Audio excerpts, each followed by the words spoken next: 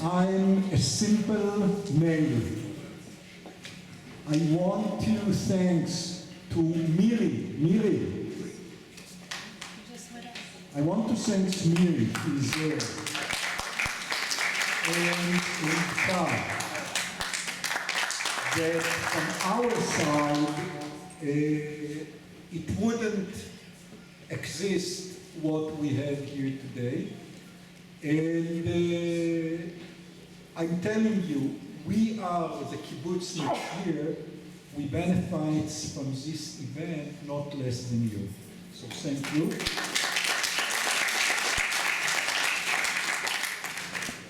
When people ask me where do I live and I say Ramat Yochanan, I always feel a bit of pride inside. And I also feel it right now when I want to invite Mr. Philip Weyers to talk to us.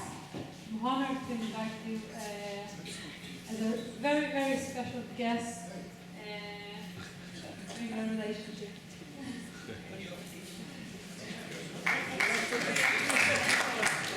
I'm not Philip Weyers. Now the connection between Mayor Joffrey and Philip Weyers is also a connection. His father was also a Supreme Court judge, Justice Louis Weyers. So there you go. I think he probably sat on the same bench as Mayor Joffrey, yes? There you go. How's that? Now Philip is a great-grandson of Jan Smuts. And to the extent that he can, and he does it very well, he will meld all of what you've heard and felt together to say while we're here, etc., etc. Just to introduce him a little bit, through the good office of Peter Bailey, who was in business in South Africa, he was fortunate enough to meet Philip, and I think for Philip to meet Peter. And through the connection, through that connection, and because we knew today being the 100th anniversary of Balfour, we wondered what we could do as a Tiyul to make it, call it a little bit more exciting. And thus Peter did the research, and we decided that we would bring out Philip. And he's already given one talk yesterday. He's going to talk to us now. He's going to talk tonight in Jerusalem. He's going to talk in Renana. He's going to talk anyway. The poor guy is not going to sleep much. And for me, I find his talks interesting and fascinating, and particularly the anecdotes that he brings in off the cuff. So, Philip Weyers, come and address us.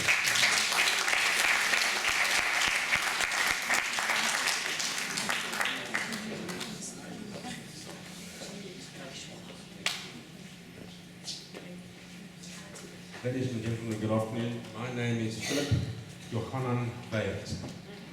And that is true, my second name is in fact Jan.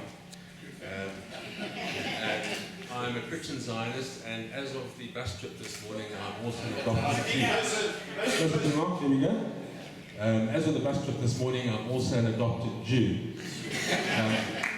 And having been for the walk around the kibbutz this morning, which is absolutely shatteringly impressive, I thought I might like to come along here myself on a semi-permanent basis and maybe drive a tractor or something. And I was trying to figure out how to do this because despite my adoptive Jewish status, there's age against me. And then on the tour we heard that the certain members of the Smuts family had made a fairly substantial, for the time, cash contribution to the kibbutz, and I thought, well, if we take that as a base value, add inflation at South African rates, it may just give me something with which to bargain. Now, I was advised by my management team that I, being at Kibbutz Ramat Yochanan, that I should tell you a bit about Jan Smuts. So this is something that I can do reasonably easily. I've done it once or twice before. I do have notes, and that is not so much because I don't know what I'm going to tell you, it is more to keep me on track, because I tend to digress frequently and fairly hopelessly. Now, the Obast being Dutch. What up there? Is that better? Yeah. Obast, to whom I'll refer, is Afrikaans or Dutch for Old Master, and that is how everybody refers to him in the family, so it comes off my tongue a little more easily than possibly calling him Smuts or something like that. He was born in a place called Riebeek West, just outside Riebeek West, which is somewhere north of Cape Town, and just inland of Langewan, on the 24th of May 1870. And reasonably well-to-do family. His father was a member of the Cape Parliament in those days, and the farm that they were born on was called Boerenplaats, which later became Boerplaats, which is one half of the original family farm that belonged to his grandfather. And the original farm was called Ongegund. Now, those of you who have some degree of Afrikaans proficiency will know that Ongegund basically means unfavored. So my family line actually got a better deal by having Boerenplaats, because Ongegund unfavored, that means you start with life at a bit of a disadvantage, I think. But interestingly, when the Obaas's father moved from the farm, when he could no longer deal with farming, he moved into the town of Reddick West and bought himself a house next to his very dearest friend in life. Excuse me, he was a guy called Malan, and they built houses right next door to each other with a gate in the fence so they could walk across and have a cup of coffee together, or I don't know if they were abstemious or if they'd probably bring themselves to a brandy or something once in a while, but that was D.F. Malan's father. And the Obaas taught D.F. Malan, who became a great political adversary in later years, taught him in Sunday school. Now, the Obaas was the second eldest son, and in those days, it was only the eldest son. The ladies, this was chauvinism at its very best. The girls, the daughters, did not, as a rule, get formal education, nor did the younger sons, only the eldest son. It hasn't rung, I would have answered it for you. And it so happened that the Obaas had an older brother called Michiel, and Michiel was the one who was destined to go to school, and the Obaas was going to be effectively educated on his mother's lap, and was destined to a life of farming. Now, when the Obaas was 12 years old, his older brother, Michiel, thank heavens for all of us, it's a terrible thing to say, but it's an awful thing to say, Michiel actually fell off his perch, he died. And at the age of 12, they sent the Obaas to school for the first time at a place called the Ark in Reddick West. And off he went. And at the time, his father spoke of him or described him as a rather queer young fellow without much intelligence. That's how his father described him. So at the age of 12, he went to school. At the age of 16, he matriculated. Now, I battled a little bit with that because it took me 12 years of what I considered hard labor to get a second-rate matric. And he did it in 4 years. So something went wrong between him and me in terms of intellect. I've never quite worked that one out. Once he matriculated, he went off to what was called then Victoria College, now Stellenbosch University, where he did arts and sciences.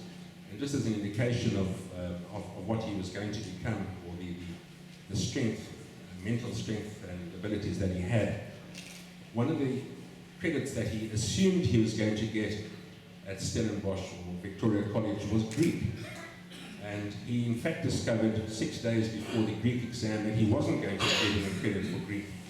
So he went off to his room, closed the door, and 6 days later emerged from his room able to speak, read and write Greek.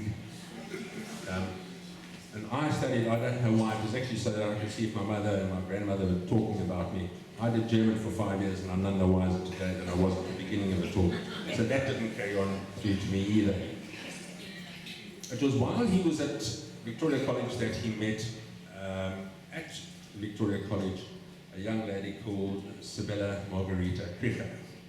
And she lived in the House Libertas in Dorp Street in Stellenbosch, which is still there today. She was to become his wife. She abbreviated her name I-S-I-E. That was how she referred to herself. Not Issy, Icy was her name. And she always signed the name Icy K. Smuts, the K being for Kricher, so that nobody forgot where she was reminded of her ancestral background. An intellectual lady, all in her own right. She was going to study medicine at Stellenbosch or Victoria College, and when she met the Obaas, that all went by the way. Now, once the Obaas had finished his degree in Stellenbosch, where he emerged first in the Cape Province, he got a thing called the Ebden Scholarship, which allowed him to go to Christ's College, Cambridge, where he read law. Now, When he was reading law at Cambridge, he did what they call the law tripos, which is a 2-year course he did in 1 year, and as they describe it, he emerged brilliantly first and achieved marks that certainly 10 years ago had never been achieved, had never been matched. So he was quite an intelligent sort of fellow. While in England in 1894, he wrote his first philosophical book, Walt Whitman, A Study in Evolution of Personality. In 1895, he returned to Cape Town, where he was admitted to the Cape Bar while supplementing his income with political journalism. But obviously, advocates in those days didn't earn what advocates earn today. The first manifestation of Omar's political inclination was when he came across Cecil John Rhodes. And it seemed that Rhodes' grandiose ideas, the whole Cape to Cairo concept, sort of matched into and fell into what the Obas was beginning to think about, which was the later developed theory of holism. And he sort of fell in with Rhodes and became quite a Rhodes fan. Did quite a lot of work for Rhodes as well. Then, of course, the Jameson raid occurred, and that was the end of the Rhodes-Smuts relationship. And I'm not sure that Cecil John Rhodes even missed his departure, but nonetheless, in 1897, he moved from the Cape to Transvaal and married Isaac Cricker. Just as a bit of background, Joel was saying that I said tend to go off course a little bit, and Isaac Cricker, the Cricker family, those South Africans will know possibly of a poet called S. Cricker. He was a cousin, and Alice Cricker, the actress, also a cousin. And then just as a bit of political background, Omar Smuts' Isaac Smuts' niece was Molly Cricker, and Molly was married to Bram Fischer. Now, Bram Fischer was the fellow who was a Rivonia trialist along with Madiba, Petrarca, Dennis Dahlberg, and the rest of it. So that just balances. There's another counterbalance. In my family politically, we have the Obas in the centre, we got Bram Fischer on the left, and my paternal grandfather, the Obas' son-in-law, had a first cousin who you might have heard of called Hans Stradel, J.G. Stradel. So that's why I'm such an incredibly confused person most of the time. In 1898, at the age of 28, he was appointed State Attorney of the Transvaal by President Paul Kruger, who most of us would probably refer to as Wimpole. Now, Omar Smuts never permitted him to be referred to as Wimpole. He was the old president. That was how one spoke about him. In 1899, now well soured with matters British, he penned what is being called an impassioned tract, a Eeuw van Onrecht, a century of wrong, regarding what the British had done to South Africa and South Africans in the past century. He was asked by Queen Frederica of the Hellenes once whether he hated anybody. He hated the Germans, in fact, in this particular instance, and he said no, he's never hated anybody other than the British during the Boer War, but as you know, he got over that quite quickly. It was written in classic High Dutch and translated into English by Isaac. Now, just to put in perspective, they both were fluent in English, Afrikaans, Dutch, German, and obviously Greek. All their children were raised English, every single one of them. And I don't have any Afrikaans-speaking Smuts cousins at all, none. I just happen to be more anglicised possibly than most of them.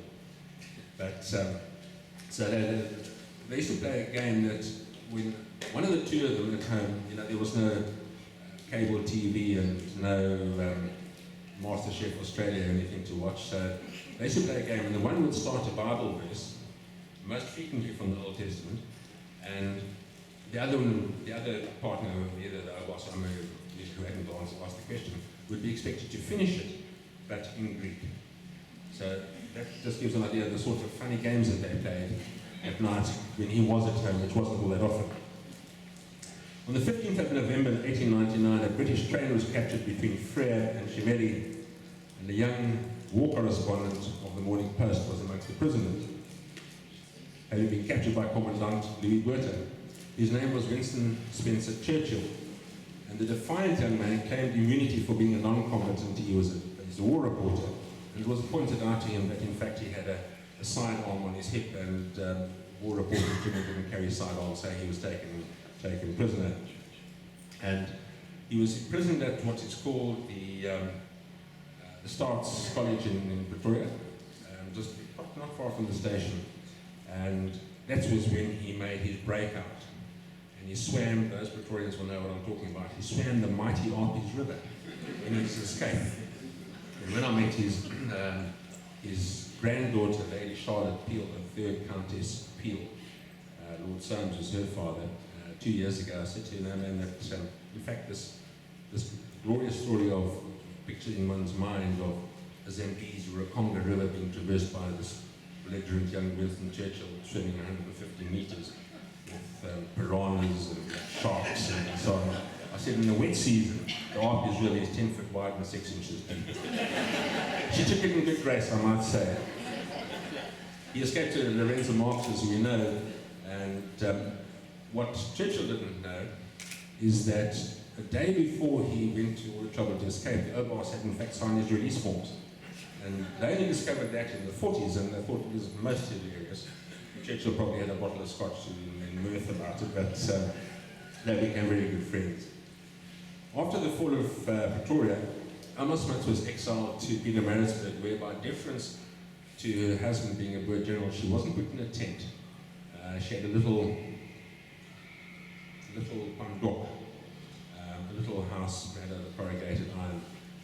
And it should be noted that during that time, 1897, they lost 2 children, the Abbas and Amma, and in 1899, a third. So they had their own hardships during the Boer War. And they both survived it, obviously, and so it must have hurt tremendously, though. What's of interest during the Cape venture, the Obos, at the end of the Boer War, the Obos went and did a foray into the Cape on horseback to go and muster support to try and get volunteers. Now, bear in mind at that stage, the Cape wasn't at war, it was the Free State and the Transvaal. The Toll was already British and the Cape was already British. But there were a number of residents of the Cape Province who were anti-British and possibly rather keen on the Boer cause, identifying with him. And it was while on that foray into the Cape that peace was declared and Obos was to be recalled. But his horse was shot out from under him by the British, and he managed to escape into a donga. And his son, my great uncle, wrote that his father told him that he would have far preferred to have been shot than being captured, because the indignity of being captured would not have sat well with him. After the Boer War, the Obos into politics with a very dear friend and fellow Boer General Louis Botha. They complemented each other tremendously. Carl Bergby, the author, wrote that the complementary situation they enjoyed was that Botha allowed Smuts to do all the work, and Smuts allowed Botha to get all the glory. Louis Botha was a very personable guy, a very likable guy, possibly sort of comparison between Ronald Reagan and what's the new fellow's name with all the hair? Trump. But I do think that Botha probably had a greater intellect than Trump has, but anyway, that's just a personal observation. And funny enough, on when the Obos had his horse shot out for him, the guy that was in charge of the party that shot him was a guy called Hughes, who used to search Amos Smuts' house in Sunnyside in Pretoria. And he became a really close family friend of the Smutses. And the Obos used to tease him about his, typically, he said, British ability not to be able to shoot straight, just as well for the Obos. In 1915, South Africa went to war with the Germans in Deutsche Südwestafrika, which was a very quick and fairly clinical operation. Botha took charge of the northern half of Southwest and the Obos the south. It was the first time that South Africa had used aircraft in combat, particularly for reconnaissance purposes here. And Botha was heard to say what a wonderful thing this aeroplane was what he could now find out in hours used to take him weeks with Rickies going out on horseback. But once that was done, and the Germans were conquered fairly quickly, the Obos was sent off in 1916 to German East Africa to go catch the captured the German leader, the German general there, General Paul von Lettow-Vorbeck. And he arrived in East Africa, and von Lettow-Vorbeck was a fairly formidable tactician. The Oberst chased him around, as did all the South African troops and other empire troops, and didn't catch von Lettow-Vorbeck. In fact, all that they ever caught, any of them, was malaria, which worried the Oberst till the end of his life. He never got over that. And there's a story of that time. There's another anecdote, Joel. In East Africa, they were sitting around a campfire one night, and this story was related by General Kenny van der Spey, who shortly before his death was the oldest living pilot on Earth. He was one of the Compton Patterson pupils in Kimberley back in 1912. And he told the story, they were all sitting around a campfire one night, and one of the soldiers, one of the officers said to the Oberst, we've been told that you have this photographic memory, could you possibly demonstrate? And the Oberst said, yeah, somebody got a book. And somebody went off and got a book, and Uncle Kenny didn't remember what book it was, but he did remember that it had small print. And he said to the soldier, he said, just open it and read, just open it anywhere, which he did. And after this, the soldier had read 2.5 pages, the Oberst said, I think that's enough. And he proceeded to repeat to him, word for word, without an error, what had been read to him, 2.5 pages long. Again, I can give you another example of how I relate to that. It just doesn't match up. I have a little note on the sun visor of my car when I get home with my family's names in it, just in case. In 1917, the Oberst went off to London. He was withdrawn from German East Africa. The command was taken over by General van Deventer, who had also been a Boer War general. And he went off to London to go and attend the Imperial Conference. And Oberst was welcomed to England by his old friend, Winston Churchill, who said, at this moment there arrives in England, from the outer marches of the empire, a new and altogether extraordinary man. The stormy and hazardous roads he has travelled by will fill all the sets and scenes of a drama. And so the Oberst arrived in England. He was looked upon with great favour because of his exploits in both in German Southwest Africa and in East Africa. The German Southwest African campaign was the first Allied victory in the First World War, the first one. And obviously the fact that he chased von Lettow-Vorbeck all around town and didn't actually, even though he didn't capture him, lent certain credibility to him. And but he had these ideas, and an interesting one on the 15th of May, the Oberst addressed the combined houses of Parliament, and he said the following. This was 15th of May 1917, having discussed this obviously with the Prime Minister and the King. I think the very expression empire is misleading, because it makes people think we are one community to which the term empire can appropriately be applied. We are a system of nations. We are not a state, but a community of states and nations. If we are not an empire, why call ourselves one? If we are something new, we had better give ourselves a new name. Let us take the name of Commonwealth. This is the fundamental fact we have to bear in mind, that the British Commonwealth of Nations does not stand for standardization or denationalization, but for the fuller, richer, and more various life in all the nations that are comprised of it. And that, ladies and gentlemen, is how the Commonwealth that we know came to be. His idea, I think the word Commonwealth might have been used by an Australian, but I don't acknowledge anything that the Australians say that they did before South Africans. So we'll pretend for the moment, we'll certainly accept that it was him. In the same year, and this gets interesting, 1917, the Oberst declined the command of Palestine. He offered the command of Palestine, turned it down, and rather joined the Imperial War Cabinet in the UK. When he arrived in London, England was suffering from bombing by the Germans, normally from Zeppelins. And that some of them in later times got rather more sophisticated, but initially it was this Zeppelin that would come over the UK. Coventry, not only London, Coventry was one of them. Another city that took some strain, and the guy sitting in the basket underneath. And it would be, Fritz, give me one bomb. Heinz, is it gone? Yes, it's gone. Want another one? And that was literally how they won, but with fairly bad results for the British population. So they figured out that when when the Obas arrived, he was the only member of the war cabinet who had any form of combat experience. So here you have a bunch of guys directing the war, and none of them is an experienced soldier at all. So they needed this thing to be stopped, and a two-man committee was appointed to work out how to stop the Germans bombing England.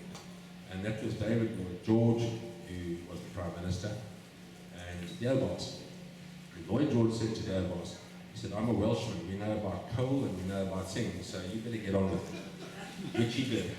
And he produced a report 2 weeks later regarding the German bombing, and his recommendations were actually fairly logical, I think, if one looks back in hindsight.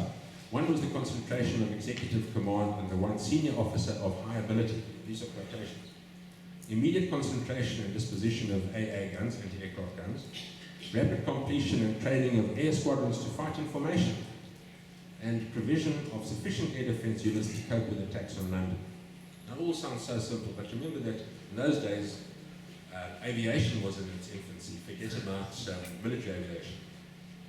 The recommendations were accepted in total by the War Cabinet and Implementation Institute. The Obas, however, was not done on the 17th of August, presented a further, even more radical report. This report has subsequently been described by Air Marshal Tony Mason in 1986 as the single most important document in the history of air power. The second report represented a paradigm shift in conventional and accepted thinking. And when I met Air Chief Marshal Sir Jock Slip a couple of years ago, he said that the thinking in the second report was so radical that nobody actually could even believe the Obas had the audacity to present it to him. But what he said was, in the second report, the Obas suggested that air power should have an offensive role, use it as an attacking force, not as a defensive one, as was Britain's practice at the time. Due to the groundbreaking nature of what he was suggesting, the Obas drew a parallel with artillery, saying that artillery was a weapon, an instrument ancillary to a service, but one that could not be an independent service itself. And he went on to elaborate, and this is a quotation from the report, which is all of 7 pages long.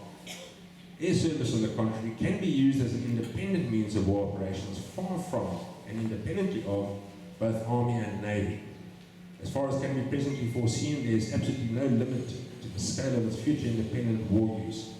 And the day might not be far off when aerial operations, with the devastation of enemy lands and destruction of industrial and popular centres on a vast scale, may become the principal operations of war, to which the older forms of military and naval operations may become secondary and subordinate. In our opinion, there is no reason why the Air Board, which in those days was a Joint Service Committee, should any longer continue in its present form, and there's every reason why it should be raised to the status of an independent ministry in control of its own war service. In essence, what the Obas said was that if the British combined the air capabilities of the Royal Naval Air Service, which was the Navy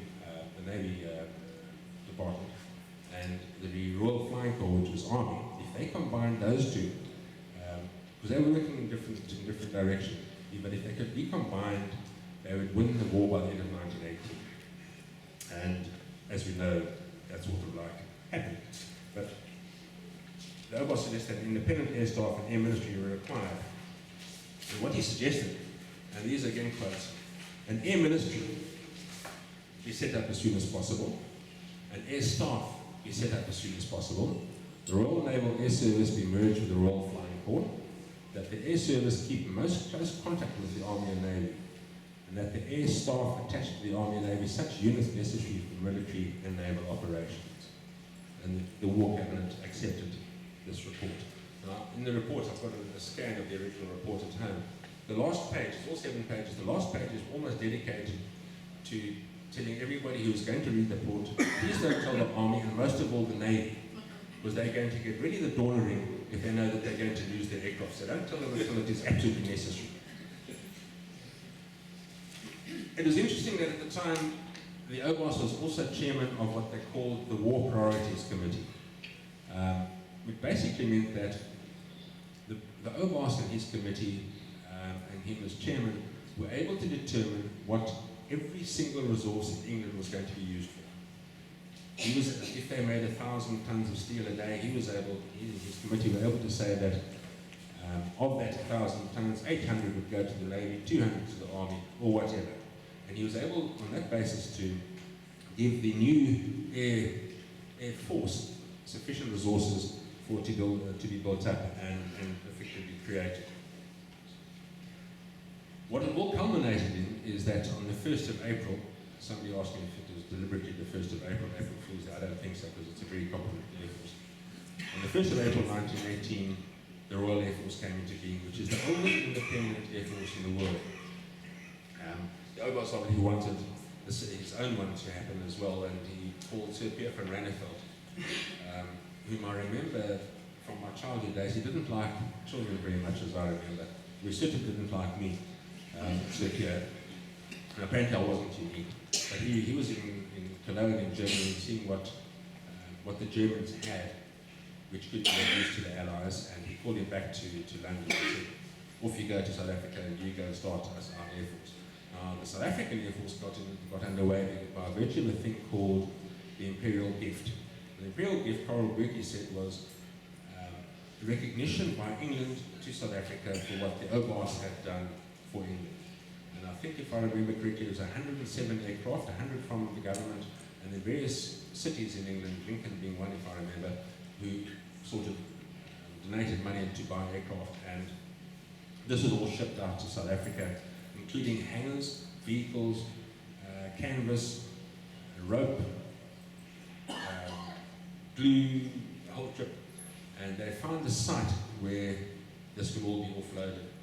And what they found was in 1920, what we now know as Swartkrop Air Force Base, which is just outside Roberts Heights, which then became Frederica Hoogte and is now Tabatwani.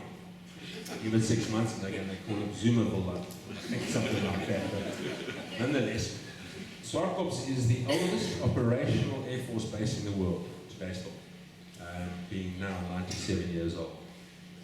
It will be its centenary. Now, the Oberst was quite an irascible old fellow. He was difficult. Unlike me, this is where we again genetically differ, I'm afraid, apart from the intellect. And it was Churchill's habit to have midnight meetings. He'd have a glorious dinner.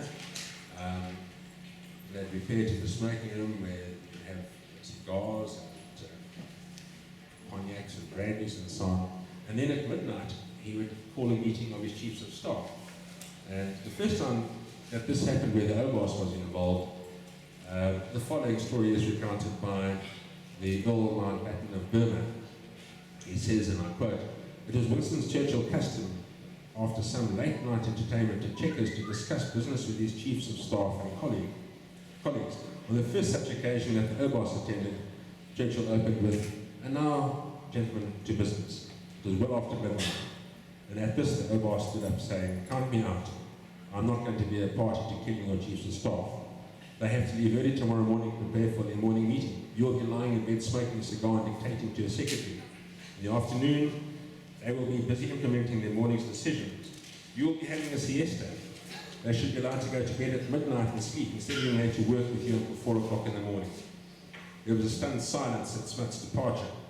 After a long pause, Churchill stood up and said, 'Well, gentlemen, I suppose we shall have to go to bed.' And it was the only time that the chief of staff were let off the late night meeting. Just some anecdotes. The Oberst, during the years that followed, spent much of his time around the world. In 1941, he was appointed Field Marshal by King George VI. In 1943, presided over the War Cabinet in Churchill's absence while he was in Yalta. Somebody asked me about that this morning. They talked about Churchill going to Yalta to see Stalin and Roosevelt. And the Oberst took over, he was acting chairman of the War Cabinet, which makes him the only non-Englishman in contemporary history to have, in fact, for all intents and purposes, being the acting Prime Minister of England. In 1945, with peace having been declared, the Oberst went off to San Francisco, where the United Nations was created. The Oberst penned in his cramped handwriting the preamble to the Charter. You would have seen his handwriting on the timeline this morning. I can't read it. The Oberst penned in his cramped handwriting the preamble to the Charter of the United Nations. Nations, which was described as an eloquent declaration of humanity's hopes and faith. While not credited with it, it was also said that the ideas contained in the Charter of the United Nations, its founding document, so to speak, contained ideas that only the Oboz could have conceptualized. And I spoke about this yesterday, so I won't go through this too much, otherwise we're going to still be here when the sun sets and my management team will start charging me overtime. In 1946, he began championing the cause for an independent Jewish state, a cause he has carried close to his heart. In fact, that is incorrect. It goes back to Versailles, and it goes back before that. He was a Christian Zionist and had been for a long time, and that goes back to the very beginnings of his life, where he was brought up in very conservative Calvinistic religious home, and he was actually determined, and I'll read a letter now just a bit about that, that Palestine, or the Holy Land as he referred to it, would be the home for the Jews. And as you know, otherwise I wouldn't be here right now, would I? In 1947, he was awarded the Order of Merit by King George. The signal honours only 24 people can at any one time hold such an appointment. Interesting, the final act Oboz performed as Prime Minister, the very final act, 2 days before he left office, was to recognise the State of Israel, the first head of state to do so. In fact, that's a correction. There's some controversy as to who. Certainly America was before South Africa, but I think one could probably safely accept that South Africa was second. And he was asked why it was so important that he do this last final act. And he said he was honouring an undertaking to his friend, Chaim Weizmann. Just some anecdotes from Queen Freddie or Queen Frederica. India condemned South Africa for not giving enough rights to the Indians. South Africa defeated him for giving too many rights to the Indians. His life can never be judged by 1 or 2 political defeats. His life can only be judged by his creative and holistic thinking. And then just support for the Oboz. I'm going to tie it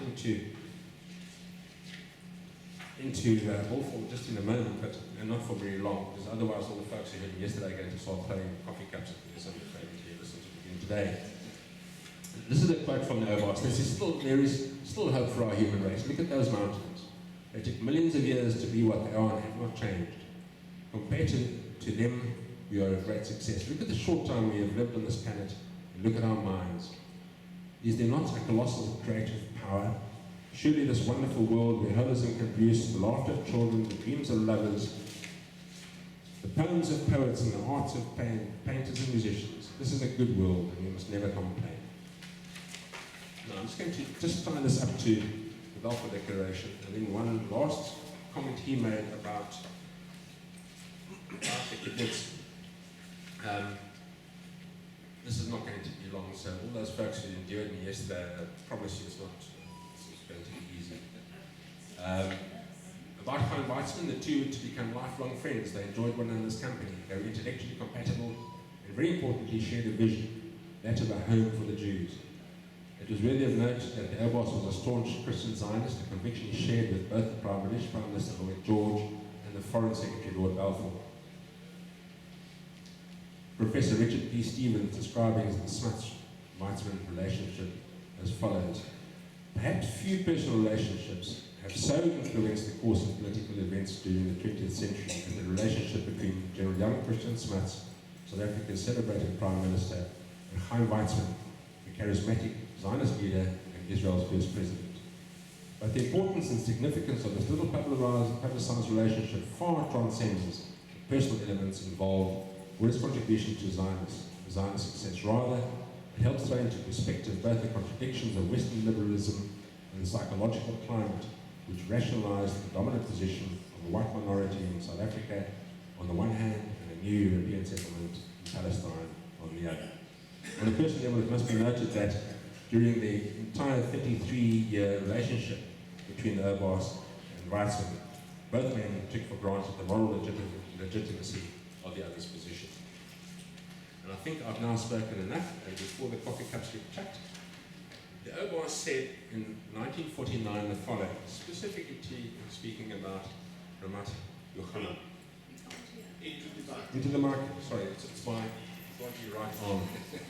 In his speech at the Savoy Hotel on the 27th of November 1949, Smuts referred to Ramat Yochanan, quite obviously very pleased and touched with the honor that had been bestowed upon him. This is from his son's book. From letters reaching me, I read for instance, what has been done, what is still being done in Ramat Yochanan. The settlement on the west land of Israel called after me, and I must confess that I am more deeply moved by it than by many of the great world events now filling our newspaper columns. Here we are at the heart of things, and the heart of man. High praise indeed for Noah Boss, for where I'm standing right now by his kind virtue. In closing, and I'm going to do this every time, and they're going to throw coffee cups at me, it took an extraordinary effort on the part of two people to have me, or give me the pleasure and the privilege and the honor of being with you here today, and on the family kibbutz. My father used to refer to Jan Smuts Airport as the family airport. He used to speak about the Royal Air Force as the elder family Air Force, and the South African Air Force as the younger family Air Force. Well, Dad, I'm standing on the family kibbutz. And I just want to express my tremendous thanks to Peter Bailey and Joel Kotnick for going to the extraordinary lengths they did, not only for giving me the honor, doing me the honor of being here with you, but for making known that the OBOS, in fact, had not only a small role, a very substantial role in the development of the Balfour Declaration. And after that, when England got cold feet and tried to chicken out, the OBOS got England back into line as best it could. And I'm very grateful to them for that, because Peter, in fact, wrote an article, a very good article about the anonymous man being the OBOS. He doesn't come to the fore, but without them, none of us would in any likely be any the wiser. So I'm very grateful to them both. And then to my gorgeous, charming, and extremely gracious and generous hostess, Jeannie.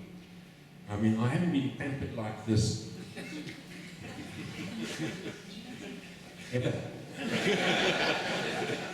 I'm not allowed to do anything. I'm an incredibly good dishwasher. I can carry dishes without breaking them from the table to the kitchen. I'm not allowed to mute, to say something. And I'm so extraordinarily grateful to you, Jeannie, and to you, Peter, and to you, Joel. Thank you very much. Ladies and gentlemen, it's been an absolute privilege for me to be with you, and I'm deeply grateful for your indulgence in listening to me, and thank you all for your interest in being here to listen to our boss today. Thank you.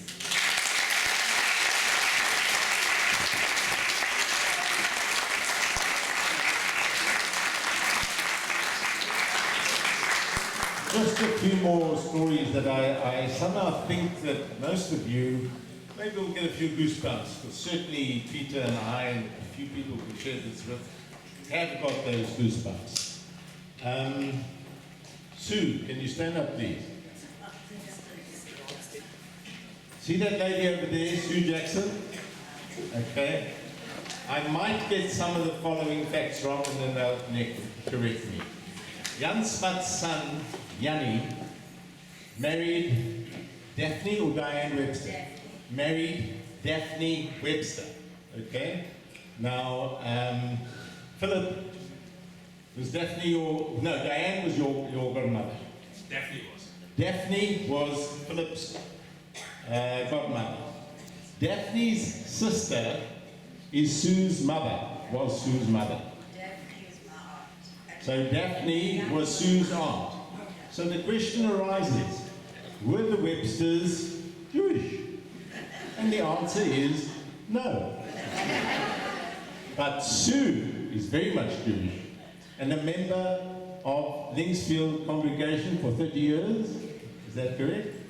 And has a connection, which I won't go through again, to Beryl's great-nephew who's here with us, Robbie Lipschitz, back. And just was wonderful, firstly. Secondly, we then find out that her daughter lives in Renana. Shirley. Stand up, Shira, take a bow. And there's another connection. I won't go through the many other connections that have been made and people have found here, but we have found it absolutely fascinating. One of the things I wanted to emphasize, and I had asked Philip to do, was this. that there be mutterings from various people at various times that I've heard, and I'm sure you've heard. Oh, Smuts was an anti-Semite. He didn't allow the Jews into South Africa. Now, I don't know if you want to put it into context or allow me to and then correct me.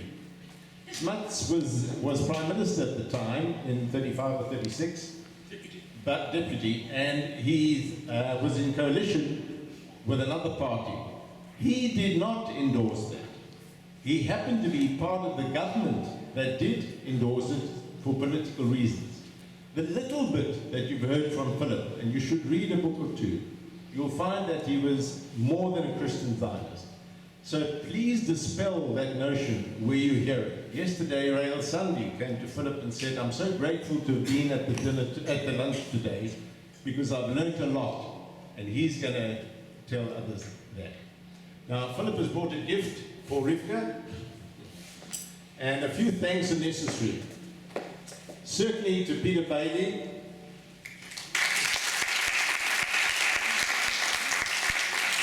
to Eric Lick,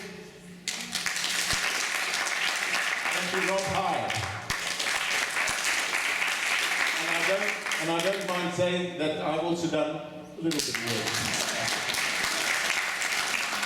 And to our respective wives who've just borne with us, who've getting irritated, etc. Thanks, Beryl. Thank you, Jill. Thank you, Jeannie. And Philip has brought a book for saying thanks to Rivka and the Kibbutz, and it's called, written by Jan Smuts, The Religious Smuts by Piet Bierkes.